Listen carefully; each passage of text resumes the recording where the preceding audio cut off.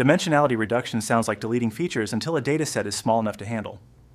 Picture a glowing cloud of points floating in three-dimensional space, with a faint plane hovering nearby and axes stretching out from the origin. The points are data samples, the axes are feature directions, and the plane is a lower dimensional subspace we might keep.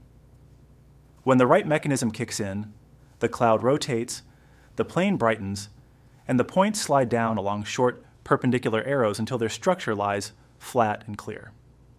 Watch the point cloud first without the plane doing anything helpful. A random slice through space, a careless projection, arrows dropping points straight down to a surface that is not aligned with the cloud at all. You see clusters smeared into each other, loops crushed into lines, and distances that used to be meaningful blown apart or squeezed shut.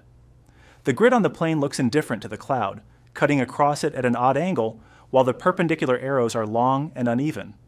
That is the naive model in motion.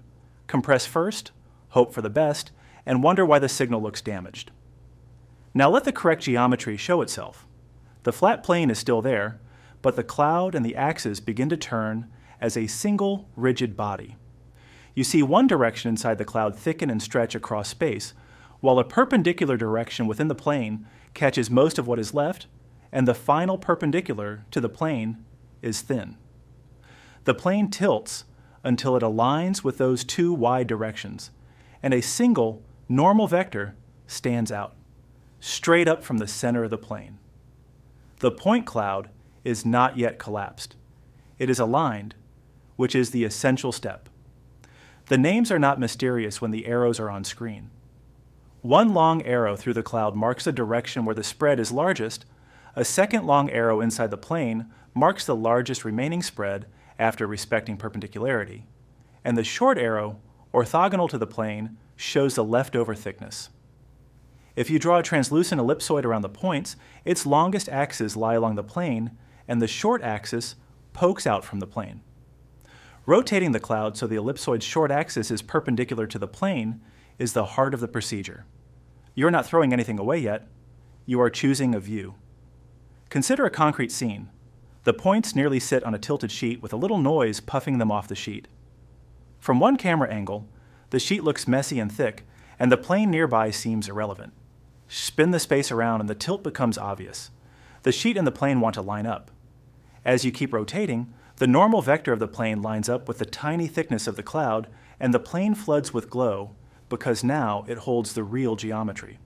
The noise is visibly perpendicular to the plane, not tangled across it. Now let projection happen only after alignment. Draw a short arrow from each point straight to the plane, perpendicular to it, like dropping a shadow under a direct light placed along the normal vector. Most of those arrows are now tiny because the cloud is already flat against the plane. When the points land, they keep their neighborhoods. Nearby points in space stay nearby on the plane, loops remain loops, ridges remain ridges, and clusters stay separated by clear gaps. The plane holds the shape. The perpendicular component is the part you can afford to lose. Compression in this picture is embarrassingly simple. After rotating, the plane and the axes are aligned so that the third axis is the normal direction, and the coordinates along that axis are small and unimportant.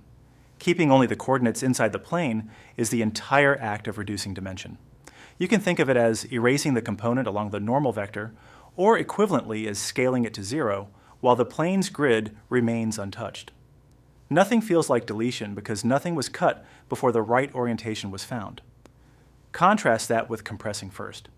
Imagine the plane frozen in some arbitrary pose while the cloud sits misaligned. Then project. You will see long perpendicular arrows where the directions of real variation pierce the plane at sad angles. Distances along those arrows simply disappear, so points that were distinct get smashed together. The grid on the plane shows strange warping of density, crowded strands where entire threads of the cloud fell onto each other, and empty strips where the slice missed the structure completely. This rotation-first idea is not limited to this single plane, or even to this visual space, but the three-dimensional picture keeps us honest. In higher dimensions, you are still finding a flat subspace that captures spread and aligning it before cutting perpendicular directions.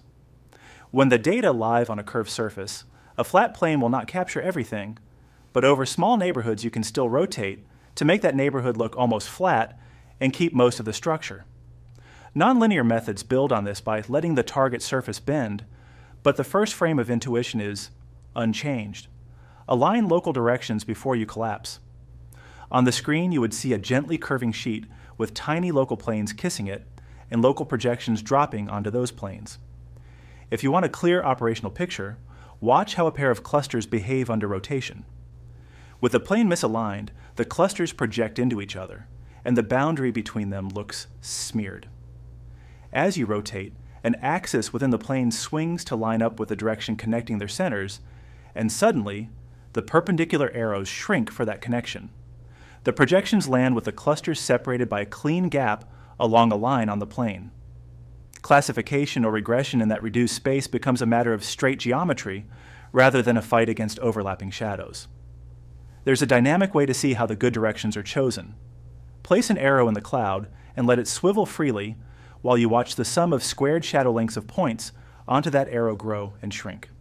The arrow settles where those shadows cover the greatest extent, and that is your first direction. Now force a second arrow to stay within the plane and perpendicular to the first, and let it swivel until the remaining spread is captured. The plane spanned by these two arrows is the glowing target, and only after this interactive search ends should the projection arrows fire. It is important to fix a subtle confusion about what moves. Sometimes people imagine the points rotating while the axes stay, and sometimes they imagine the axes rotating while the points stay. Both visuals are equivalent because only their relative orientation matters. Spin just the axis until the plane lies flat under the cloud, or spin just the cloud until it lies flat over the plane. The perpendicular arrows and the projections come out the same. To make this concrete, keep an arrow pinned in world space while the grid of axes sweeps under it. Then do the reverse and hold the grid steady while the arrow swings with the cloud. The geometry of distances and angles decides the projection, not your choice of which object you animate. Before any of this, a quiet but essential step happens: centering. Draw the centroid of the cloud as a small bright dot and an arrow from the origin to it, then translate the whole scene so the centroid sits at the origin. This shift does not change angles or lengths between points, but it makes the rotation meaningful because everything is measured around a common center. With the cloud centered, the axis can turn without being dragged by offset position, and the plane can pass through the heart of the data. If you skip centering, the short normal direction might point toward mean offset instead of true thickness. Another instructive view is the behavior of the ambient grid under the learned rotation.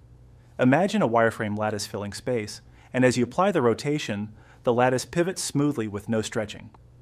Relative positions of points to the lattice do change, and that is where structure becomes visible. The long axis of the cloud lines up with one grid direction. The second long axis lines up with a perpendicular grid line in the plane, and the thin thickness aligns with the normal. When the lattice stops moving and the plane glows, the projection lines are short and uniform. The consistency of those perpendicular arrows across the cloud is a visual certificate that you rotated enough. Think also about distances and angles after projection. Take a pair of points and draw the segment connecting them in space. Drop both points to the plane and draw the segment between their projections. If the segment in space lies mostly within the plane's span, the projected segment has almost the same length. If it points out along the normal, the projected segment contracts. What rotation achieves is to make most meaningful segments lie within the plane before you drop them. That is why neighborhoods survive and why linear methods like principal component analysis do not feel like blind compression when the picture is aligned. One more cautionary scene: a curved ribbon of points winding through space with a single plane trying to catch it all at once. Even after the best rotation, perpendicular arrows at the ribbon's ends stay long because the plane cannot follow the bend.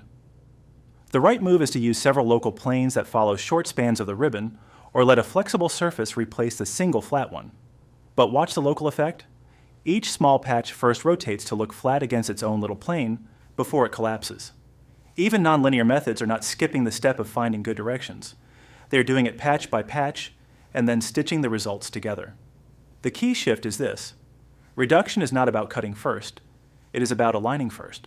Find the plane that carries the shape, rotate the space so the plane and the shape agree, and only then erase the component perpendicular to that plane. That order preserves structure because you are discarding what is already small in the right coordinates instead of slicing through whatever happens to get in the way. Keep the picture clean. A cloud rotates until a plane glows, arrows drop perpendicular to the plane, the flattened points keep their pattern, and the discarded direction is the one that barely moved the cloud. Hold that mechanism in mind and it stops being mysterious. Rotation before compression, geometry before deletion, structure preserved because the plane was chosen to match it.